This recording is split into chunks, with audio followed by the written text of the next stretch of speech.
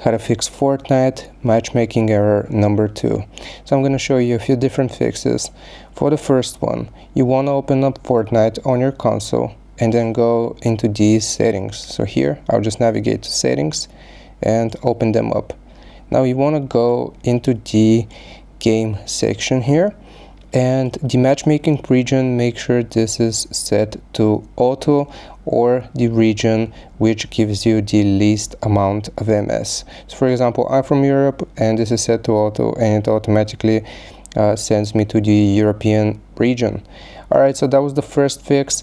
The second fix that I can suggest doing is restarting your console. So for the Nintendo Switch 2, we're just gonna press on the power button and hold for a few seconds until we see the power options.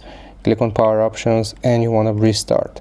Now if that doesn't fix it either, the last thing that I can suggest doing is checking the server status. So here I've just Google search for Fortnite server status, and you want to click on the first link that pops up, and here see if Fortnite is operational.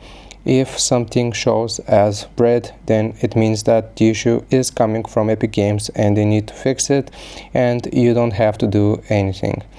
I hope this helps. Leave a like and sub. I'll see you next time.